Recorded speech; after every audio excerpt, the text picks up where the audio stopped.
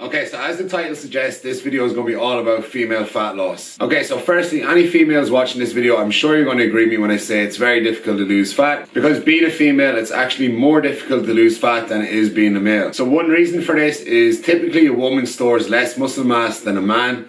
So a man would have more muscle on him, meaning he can burn more calories, burn them more effectively, whereas the woman won't burn as many calories as the man. So for example, if I used to put a man into a 300 calorie deficit and put a woman into a 300 calorie deficit, the man would probably drop fat quicker and more efficiently. And then it's the same principle for exercise. If I give a man and a woman the same exercise plan, more than likely the man's going to lose more fat because he's going to burn the fat more efficiently than the woman. And unfortunately, it's the same again with food. If I give a man and a woman, let's say a Domino's pizza or something like that, it'd be more detrimental to the woman than it would be to the man. In saying that though, if I got a man and a woman to burn the exact same amount of calories, yes, they'll lose fat at the exact same rate, but it's going to take the woman 25 to 33% longer to actually burn the same amount of calories as it's going to take the man. So one thing that has been effective for women in terms of fat loss has been NEAT. So this is your non-exercise activity thermogenesis.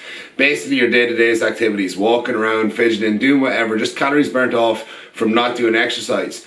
But what goes along with this is that when women are concentrating solely on cardio in the gym, all they do is reduce their NEAT outside of it. So generally then when a girl increases her cardio in the gym, like just goes into the gym and focuses on a cross trainer or a treadmill or a bike for a full session, their NEAT's going to decrease outside it, and that has a big effect on their fat loss. So more often than not, when a woman actually increases her cardio in the gym, her NEAT decreases, so it kind of counterproducts each other. So you think you're doing this extra work in the gym through cardio to drop off body fat, but as a result your NEAT's going to drop down, meaning instead of taking the stairs you're going to take the lift to save energy, and from that you're not really going to see any improvements in fat loss. So really quickly, when you look at a woman that's in fantastic shape, so let's say a physique competitor or a female PT, they usually have a really good time at dropping body fat. And usually it comes down to because they're having a high protein diet and they're already doing resistance training. So instead of the general public that would be doing a ton of cardio and not really following a high protein diet, they're really struggling to drop body fat. It's no coincidence that you see the female PTs and female physique competitors who are following a high protein diet and are including resistance training actually making progress and dropping fat a lot quicker. Okay, so after that little introduction, what I'm going to do now is I'm going to touch on something that not a lot of people talk about, but it's the menstrual cycle for women and how it actually affects you for fat loss. So that's what this chart is going to represent behind me. Okay, so if we look at women, the two main sex hormones are estrogen and progesterone. Now the menstrual cycle is the period of time between one menstruation and the next, and typically it's deemed at 28 days. But in saying that, a lot of women's varies and no one's is actually usually 28 days on the button. Could be a day earlier, could be 2 or 3 days later. Okay, so what I'm going to go through now is the two main sex hormones in the female, which is estrogen and progesterone, and tell you how they're going to affect you in that period of 4 weeks. Okay, so what I've got here is two lines. Red line is estrogen and black line is progesterone. So in the first 2 weeks, which we're going to say 0 to 14 days,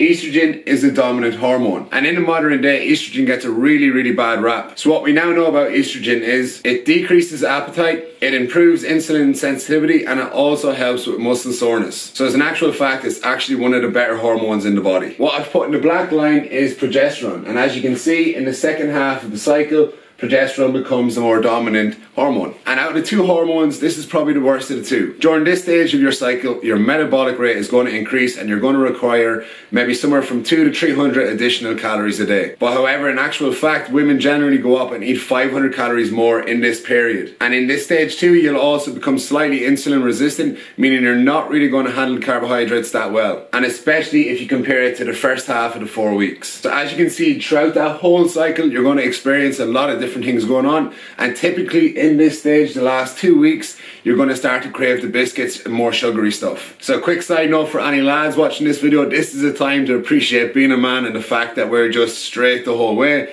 When we don't experience up, downs, we don't have to worry about the first 2 weeks and the second 2 weeks. It's a lot easier for men. Anyway, back to the girls. So this varies from person to person. Some girls can go from this stage to this stage and not even notice the thing, whereas other girls can really suffer from this, and they will really suffer in that second 2 weeks where their cravings are going to go through the roof and they start overeating and really don't have much control over it. So like I said, this varies from girl to girl, but some girls will really suffer with this, especially in the second phase, when that phase kicks in, they're going to feel really weak, they're going to feel really tired. Like I said, this is really personal now. Some girls won't even notice this, some girls will. And this is why coming up to this stage, why a girl can walk into the gym and feel like they've had the worst session in their life. Their strengths after decreasing, their coordination could be slightly off, and just feel generally run down. So for example, let's say some girls could be in around here, could be absolutely killing it in the gym, lifting massive weights, and next thing they move into the second phase of their cycle, and that week they cannot budge away at all, and they feel terrible, and then it starts to affect them mentally, and they're just like, what's gone wrong with me at all? I can barely move anything like I was moving last week.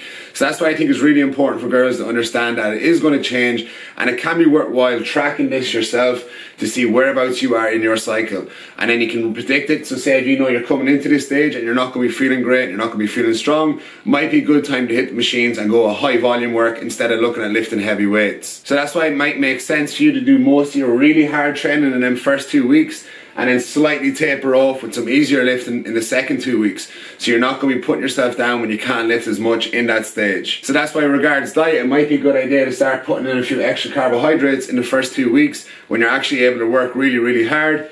And then in this second phase, when you're not able to work so hard, maybe go more protein based and fill the gaps with protein, so when you're not doing as much hard work in the gym, you're still keeping yourself full with protein outside of the gym. So this is bringing me on to my next topic, which is the timing. So the timing of when you might start a diet or take on a plan, say example with me. So if you think about it, after everything I've just explained here, if you really suffer with this, starting a diet, just coming into that second phase of the cycle might not be the best time to actually undertake a diet. Whereas for example, if you start a diet, bang, here at the very start, your ability to stick to that diet and your ability to perform well in the gym, so doing your workouts, will be greatly increased, and that's going to give you a better chance of actually sticking to the plan. And then as I was saying, with some girls who really struggle with this, for some of them it might be a case of, for this first 2 weeks is when they're really going to try to progress, and then this second 2 weeks might be just damage control, where they're going to try and maintain the results that they're after getting, and then push on again when they come back around to that stage.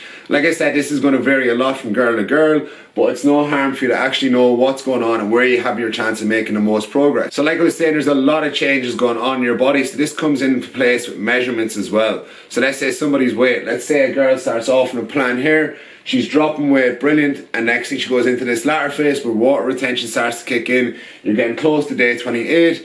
It doesn't make sense to compare your start here when you were in a great position at dropping weight and dropping measurements to comparing it to here. So ideally, to really get a good idea of how your results are going, it would make sense to compare week 1 here against week 1 of your next cycle, week 2 here against week 2 of your next cycle, and so forth. Because what can happen in most cases is a girl can start off, make brilliant progress for the first 2 weeks, and the next thing the progress might stall, or there might actually even be a weight gain when they're in this phase, and that's going to make them start to think, oh, this is a waste of time, all my hard work's going in reverse now. So the idea of this video was just to give you a lot more information about what's going on with your body when you're going from one day to day 28. So hopefully if you're a girl that finds you suffer a lot going from one phase into the next phase, that you actually are after taking something away from this video now. And just because you might start off really well and next thing results slow up, or you even do put on weight, don't panic, and like I said, think about measuring against week 1 of your next cycle. And also take away that key point as well about when might be a good time for you to start an actual plan.